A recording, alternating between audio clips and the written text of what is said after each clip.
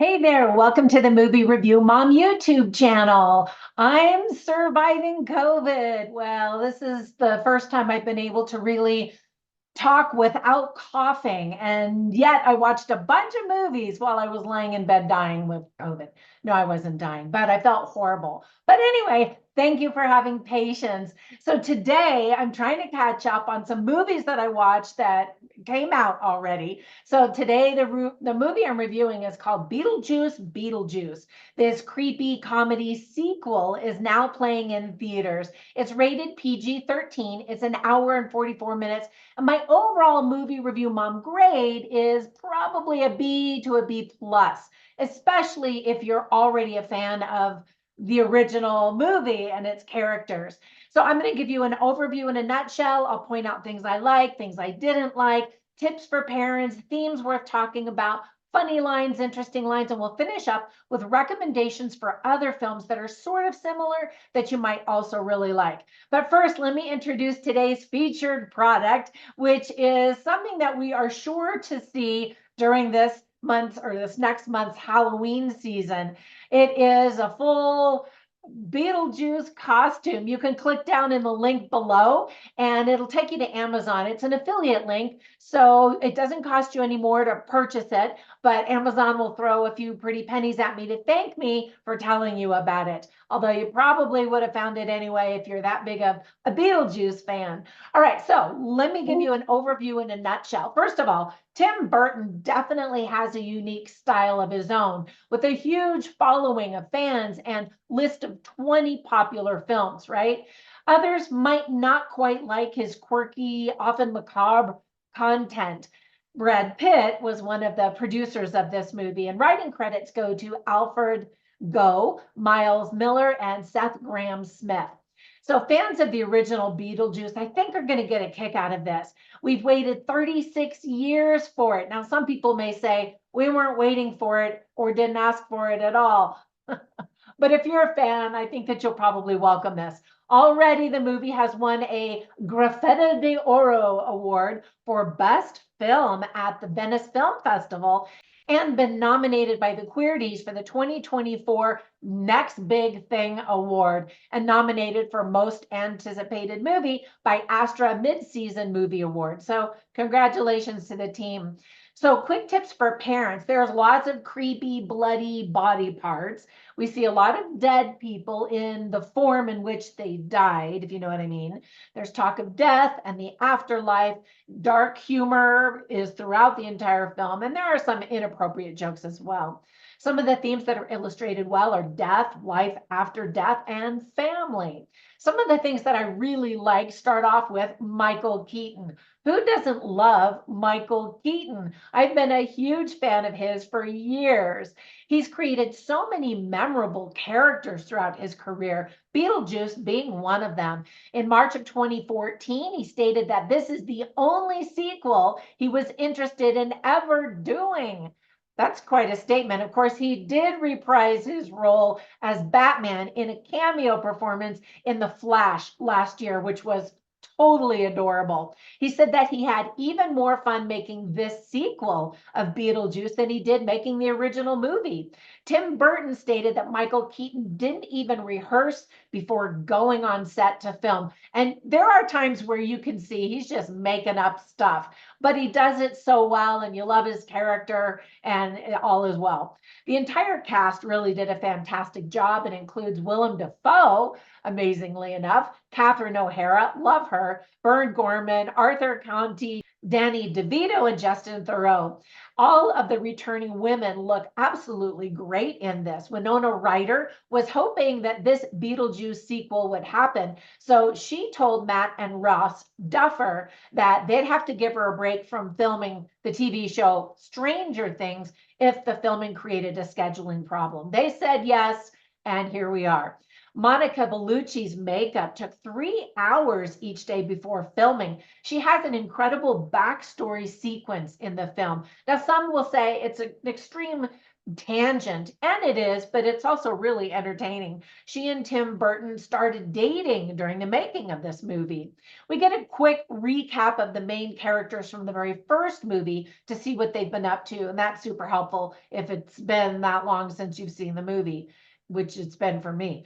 Fans of Netflix's Wednesday TV show will absolutely love seeing Jenny Ortega in this movie. Director Tim Burton was the executive producer of Wednesday, which is what he said inspired him to create this sequel to the 1988 Beetlejuice film. There's a really fun soundtrack, and there are cool special effects and practical effects.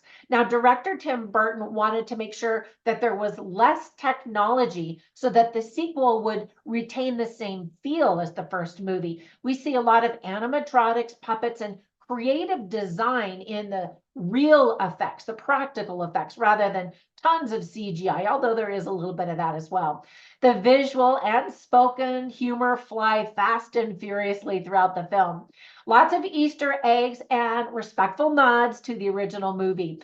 Fun fact, Winona Ryder hosts a TV show in the movie called Ghost House. That was actually going to be the name of this movie, or the original movie, but Tim Burton kept pushing for Beetlejuice until he finally got his way.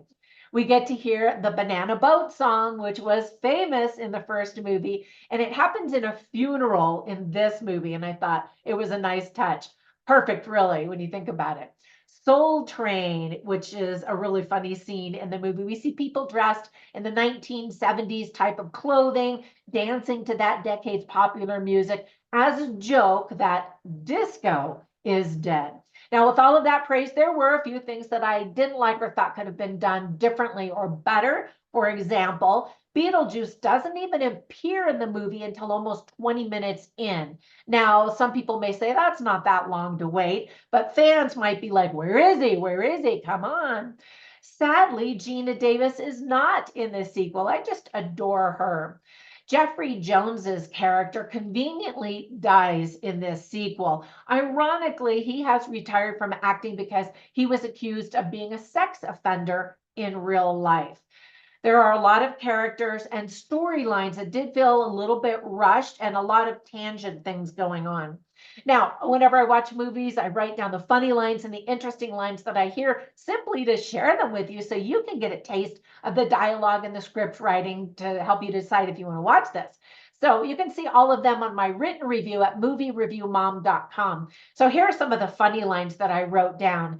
So Catherine O'Hara's character is the mom of Jenny Ortega's character. And so she's talking about money and her career, jobs, and blah, blah, blah. And her daughter, which is typical for young daughters these days, has more of an altruistic look at life and thinks money is meaningless and unimportant.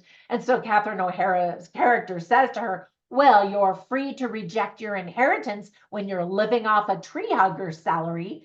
And they have a lot of fun, quirky, snarky conversations between the two of them and struggle like a lot of mothers and daughters do.